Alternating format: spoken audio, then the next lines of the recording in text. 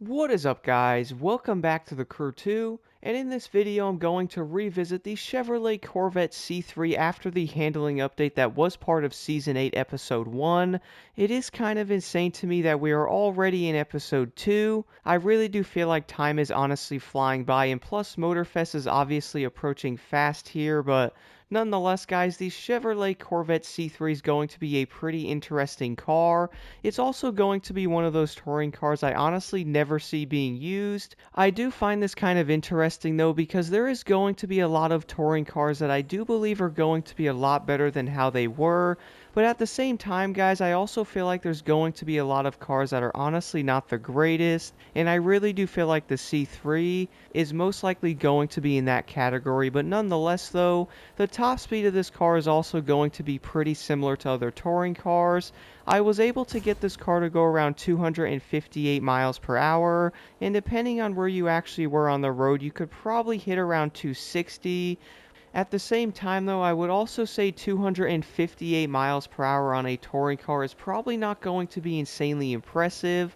A lot of players are most likely running some of the higher end touring vehicles that can easily do over 260, and in some sense though, some of those cars can also do over 270 as well, so I would say 258 miles per hour is most likely going to be kind of average, and depending on where you guys are actually racing, you're not going to hit that speed anyway, so I guess it's most likely going to come down to how the car does handle. And with these new USST races in the cities, I really feel like a great handling car is probably going to be the best option. And if players are testing out some of these vehicles like the C3, they are most likely going to find some flaws with these cars insanely fast compared to others. To be honest, guys, I would say the biggest flaw with the C3 is probably going to be its stability. I really didn't have issues with this car on straightaways, but I was messing around with the pro settings a bit to get it around corners a bit faster. It was doing pretty decent because do keep in mind it is a 4-speed, so I normally do run manual, and on these cars it can be a slight nightmare depending on how you guys do shift it. I was finding this car to get around a lot of the tight corners in second gear pretty easily though.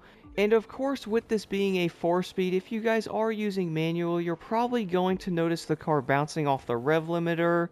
I was noticing on a lot of these cars, it wants you to shift around like 85 miles per hour. But for example, with the C3 here around many of these corners, I was actually able to keep this car in second gear because it did like 115. So I would recommend leaving that car in that gear around the corner. I was finding this kind of surprising, the fact that you could push it. This is also going to be pretty useful considering a lot of players don't actually run these cars. So using something like the C3 is definitely going to be pretty rare. And most players are probably not going to use cars like this, especially in summits. To be honest, guys, I probably wouldn't pick this car for summits, but I would also say you could probably do it. Is it going to be the best option? Most likely not, but I would also say it's probably not going to be the worst car you can also use. I have been messing around with some of these touring vehicles, and my goodness, some of them are honestly not that great. Definitely stay tuned for more of these cars in the near future as well. I've been having a great time testing these out because you really get to see what cars are better and or if the cars have actually improved in some way. Even after testing out this Corvette, I wouldn't say this car is going to be like the best touring car after this update.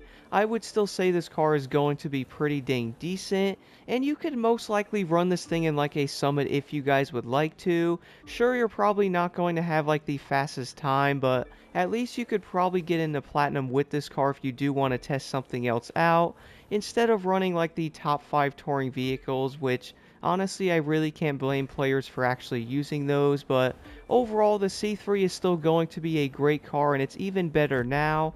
I would like to know what you guys think about this car in the comments below, and here are my updated settings on this Corvette.